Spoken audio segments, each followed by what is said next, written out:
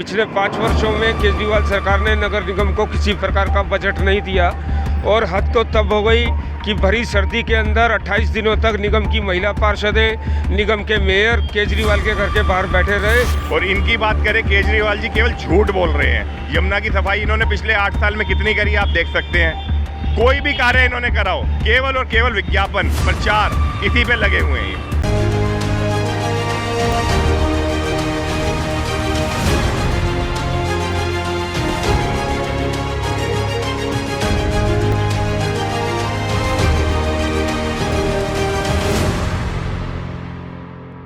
नमस्कार, आप देख रहे हैं नज़र टुडे। मैं हूं आपके साथ नीरज पंचोली। हमारे साथ मौजूद हैं रोहतास नगर विधानसभा के लोकप्रिय विधायक जितेंद्र महाजन जी। सर, बहुत बहुत स्वागत है आपका। सर, दिल्ली में एमसीडी में आप तो विधायक भी हैं, तो इस प्रकार एकीकरण के बाद आपको क्या लगता है, क्या क्या जो समस्या थी अब वो अगले बार नहीं होगी?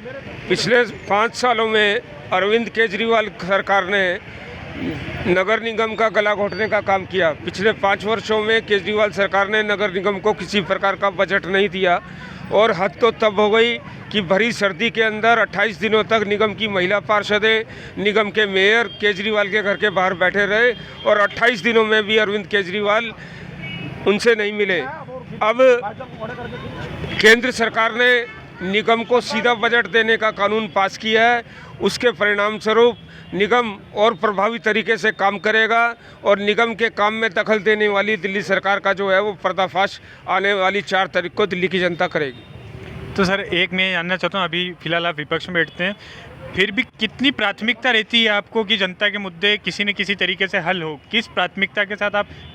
भारतीय जनता पार्टी का कार्यकर्ता, भारतीय जनता पार्टी का पार्षद, भारतीय जनता पार्टी का विधायक, भारतीय जनता पार्टी का सांसद 24 घंटे 7 दिन जनता के बीच में रहता है और जनता की समस्याओं के लिए काम करना भारतीय जनता पार्टी के खून में है, भारतीय जनता पार्टी के पदाधिकारियों के खून में है।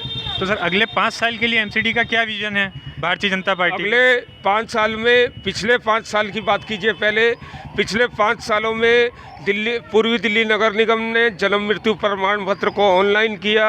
दिल्ली के अंदर, पूर्वी दिल्ली के अंदर जो कूड़े के पहाड़ हैं उसको ख़त्म करने के लिए काम किया। जिस प्रकार से टैक्सेस का सरलीकरण किया गया वो अपने आप में मिसाल है। साधन ना होने के बावजूद भी जिस प्रकार से घर घर कूड़ा उठाने की योजना पूर्वी दिल्ली नगर निगम लेकर आई, मैं उसके लिए दिल्ली की जनता की तरफ से पूर्वी दिल्ली नगर निगम को बहुत बहुत बधाई देता हूं। हमारे साथ मौजूद हैं निगम पार्षद के प्रत्याशी रितेश सूजी जी। आइए जानते हैं क्या विजन लेकर ये जनता के बीच जा रहे हैं। सर, बहुत बहुत स्वागत है आपका। धन्यवाद। सर, इस बार किन वादों, मुद्दों और किस विजन के साथ आप जनता के बीच जा रहे हैं? हम एमसीडी चुनाव में जो भारतीय जनता पार्टी की जो रीति नीति रही है, सब लोगों को साथ लेके चलती है, जो उसी रीति नीति से हम दोबारा चुनाव में जा रहे हैं।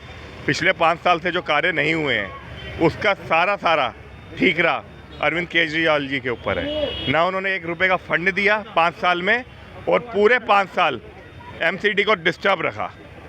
आने वाले समय में केंद्र शासित एमसीडी हो चुकी है और केंद्र शासित एमसीडी से केंद्र से डायरेक्ट फंड आया करेगा एमसीडी को।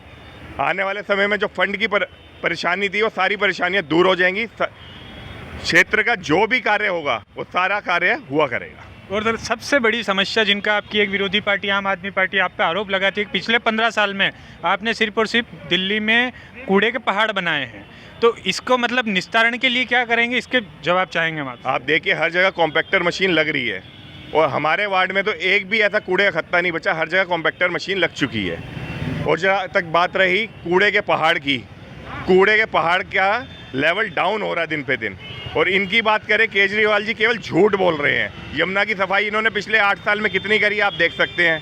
कोई भी कार्य इन्होंने करा हो, केवल और केवल विज्ञापन, प्रचार, इसी पे लगे हुए हैं। नहीं, तो आप अगले 5 साल में उसका निस्तारण कैसे करेंगे, मैं ये जानना चाहता हूँ। जैसा कि मैंने आपको पहले ही बताया, केंद्र शासित एमसीडी हो चुकी है, फंड केंद्र से आएगा, विधायक जी हमारे साथ में हैं और हम दोनों मिलके, अगर जनता हमें आशीर्वाद देती है तो हम दोनों मिलके सारे कार्य, जो क्षेत्र की जो भी समस्याएं बची हैं वो सारी समस्याएं दूर करेंगे। ये थे हमारे साथ निगम पार्षद के प्रत्याशी रितेश सूजी जी। देखते रहिए नज़र टुडे।